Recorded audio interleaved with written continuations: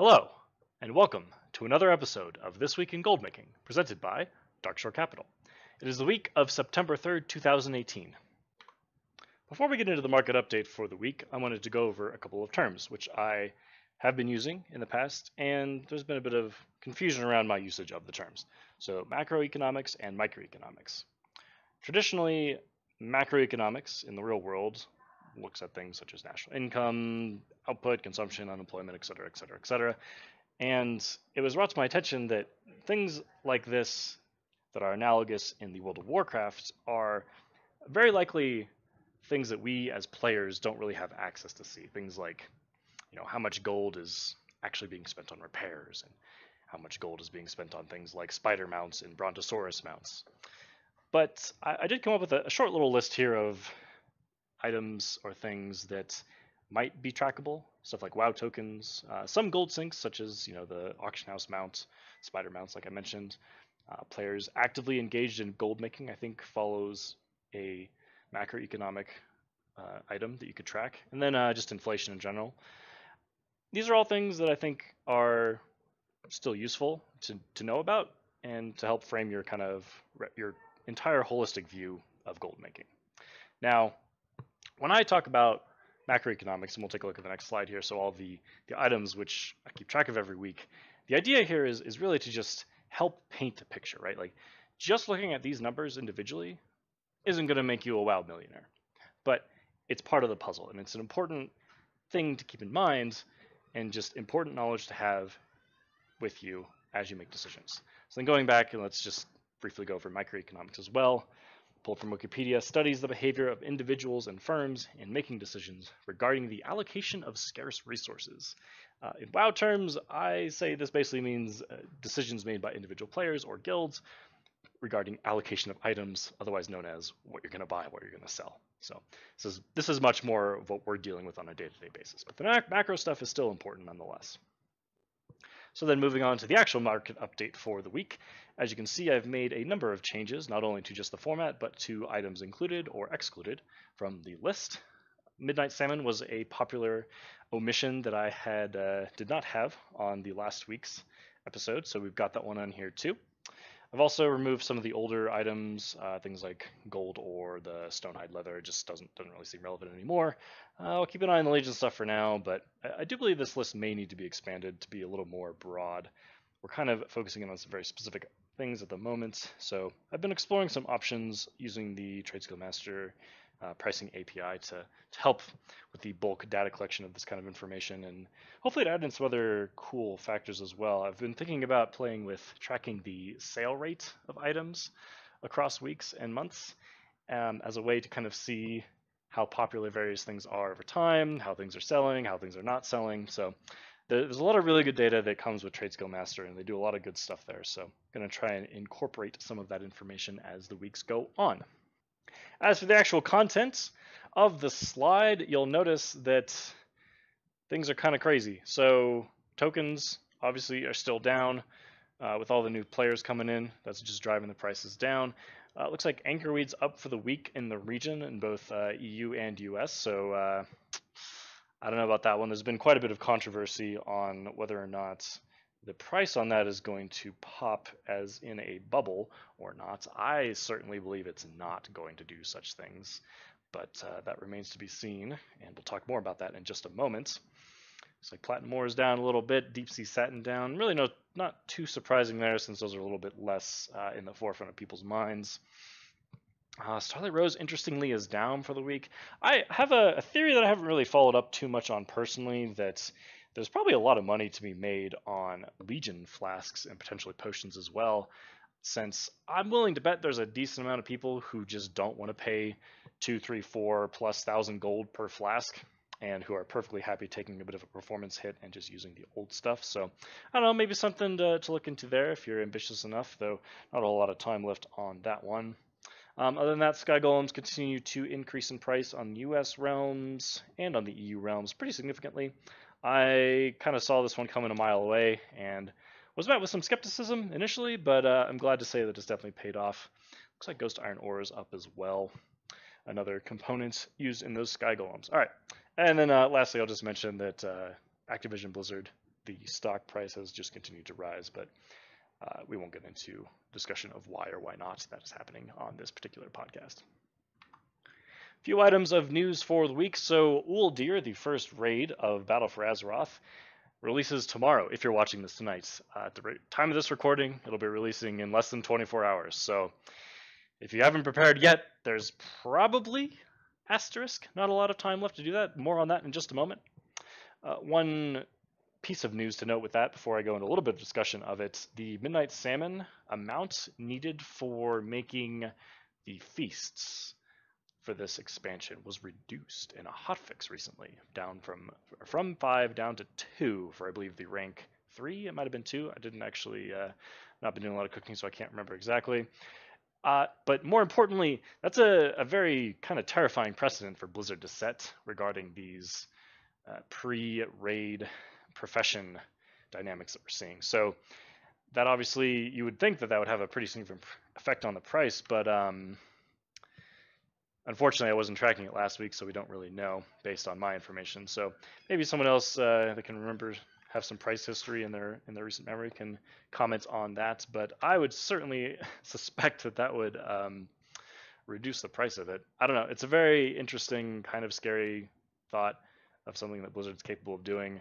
I don't really know how to feel about it, but there it is. Hopefully the same does not happen with flasks or potions. I would be fairly disappointed if that were to be the case. Darkmoon Fair is in town this week. Interestingly enough, I believe the profession skill ups you get from the Darkmoon Fair have been removed, which is unfortunate and makes it far less attractive. The traditional Darkmoon Fair gold making methods, of course, always are there. There's the replica gear and the fish to get the tickets and stuff.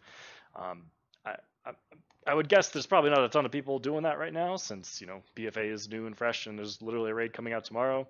So maybe there's an opportunity there if you're not into raiding to make some stockpiling. Another piece of news for all of you Horde players, there was a mailbox added to the crafting area where the scrapper is and all the profession trainers. So that's pretty exciting. I was very annoyed at the lack of a mailbox there when I was starting my BFA professions out. And lastly, this is as a player in BFA, this is kind of obnoxious to me. They reduced the duration of contracts in BFA down from infinity to 7 days. If you don't know, contracts are an inscription item that, when used, gives you an additional 10 reputation per world quest you complete with the faction which the contract is for. So if you want to get a little extra Champions of Azeroth rep when you're doing your world quest, you go get a Champions of Azeroth contract, put it on, go do some world quests, get a little bit extra rep. It's only 10 rep per world quest, so I'm not really all that upset about it really, but I guess it does give inscriptionists one more thing to do, which, hey, they need all the help they can get. Not really, but we'll just.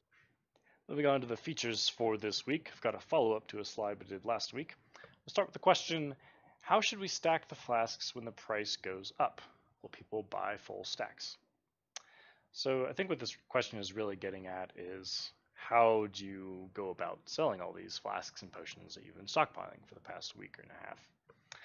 And in order to get to that, I do want to quickly talk about potions, because up until now, I'd had the opinion that potions were much more risky than flasks, just due to the mechanics of how potions are used versus how flasks are used. Flasks, you need 3 or 4 for a raid night, and they don't go away and you die, whereas potions, are you pre-potting, are you not, are you using them on all your pulls, are you only using them for kills, etc., etc. So there's a lot more questionable stuff about that. But a post that Woobra made, who he brought to my attention during one of my streams, completely changed my mind, because he's gone into some pretty in-depth math about how, with the price of the component items for the potions, factoring in proc rates for rank 3s, the price of these potions, what they're selling for right now in the auction house, is way under what it should be, right? So if it costs 400 gold to buy all the items to craft these potions, they're selling at like 200 gold. It's just absolutely insane. So he's got all the math here for various TSM operations, shopping operations, which you can use to find out if the potions on your realm are also selling for this insanely cheap price. And to me, it seems like a no-brainer. Like, it's just that much of a price difference that it's absolutely worth doing. So, changed my mind on that one for sure. Highly recommend looking at this post, giving it a read through. Link will be in the description below. Now, let's get into these operations. So my general philosophy when it comes to selling consumables is to try and make intelligent stack sizes. So for me, for flasks, I try and target kind of raid durations, right? So a flask lasts for 1 hour. Most guilds raid for 3, 4, 5 hours at a time. So I have a operation for posting 1 stack of 5 at a time, 2 stacks of 3 at a time, 2 stacks of 4 at a time, and then just 20 stacks of 1 to be kind of a catch-all at the end. The reason you do different stack sizes is so you can take advantage of undercutting at specific stack sizes. You can do this by using the match stack size option in Trade Skill Master auctioning. And the reason you do that is so that you can, not be undercutting people who have vastly different stack sizes. This is proven to work. It's been useful. I've done it throughout Legion. Highly recommend using this methodology. Same deal with the potions. A little bit different strategy there, but larger stack sizes since potions are generally consumed in greater quantities. The other thing I wanted to talk about tonight was the controversy or the drama that's been happening within the gold making community in the past weeks.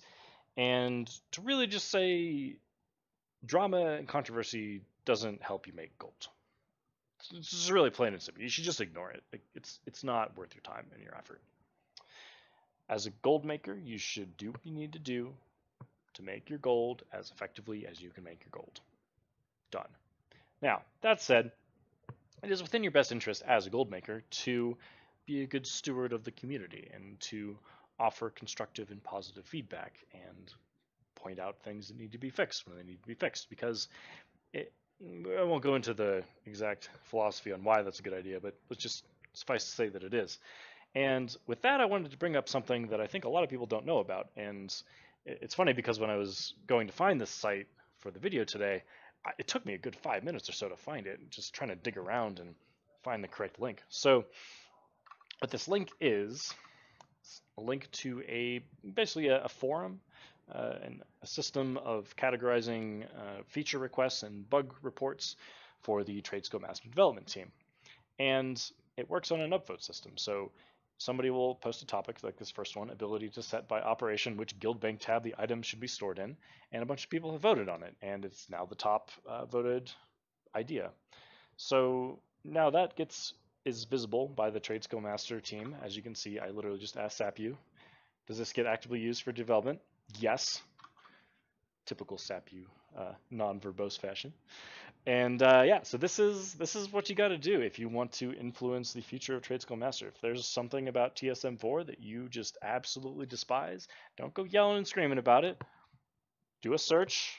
First, do a search on the site to see if somebody else has brought it up. If they have, upvote it, make a comment on it, say your piece, and then go back to making gold. Just leave it. And that's the best thing you can do for the community. Again, this link will be in the description below. I've got a couple things that I'm going to add on here as well in the near future. Some things about TSM4 that I think could be improved upon. And namely, I'll just mention this real quick because I think it is relevant and interesting. TSM4 crashes my game a lot, and that's very frustrating to have to deal with. But yelling and screaming about it's not going to help anyone. So for me, what I'm going to do is start being as observant and detailed as possible with my description of what happens when the game crashes, so that the developers, like SAPU and others, can have the most information possible to make the best decisions and get this done and fix this as fast as possible. Because I can tell you, as a software developer myself, the more information from the client you know, the easier it is to fix the problem. So be a good person, be a good gold maker, use this site, don't get caught up in the drama, and go make some gold. Q&A section for this week is quite short, and that's mostly because a lot of the questions I got during the week I have answered already, actually. The only one that I haven't so far, and I got this quite a few times, was basically summarize what is the effect of content creators on the markets. And what I mean by this is, say Student Albatross goes and make a video about some crazy new farm for dragon scales, and then the price of dragon scales just absolutely plummets. Okay, well, for me personally, great. I probably use those dragon scales to craft some of my transmog gear, so I'm going to buy them all up and stockpile them while they're cheap. From a more holistic perspective, is this a bad thing? Is this a good thing? Should there be some kind of overseeing body that should prevent content creators from making crazy new farm videos? No, absolutely not. This is the free market, for crying out loud. You should be aware of the stuff that's happening and be able to adapt to it, right? Like that's just how it should be. There's a reason that even though I don't farm, there's a reason that even though I don't go out of my way to, you know, do farming activities, I still watch all the videos that Student and Sharkin and all the other farmers make, because I want to know what's happening in the gold making community. I don't want to know like what the next map that's going to potentially tank in price as a result of a video is. And then you watch it, and if it tanks, then you buy it up, and if it doesn't, then great, move on with your day. Other question I got that wasn't addressed yet was regarding potentially making this video format into a podcast. It turns out that looks like it should be fairly easy to do, so look for that coming soon. Video links will be in the description. That's going to do it for me this week. Thank you all so much for watching. If you have any comments, questions, concerns about any of the topics I have raised within the video, please feel free to contact me with them. You can leave a comment on the YouTube video below. You can reach out to me on Twitter, or you can send me an email. darkshorecapital@gmail.com is where you can do that. Once again, thank you so much for watching, and for the gold.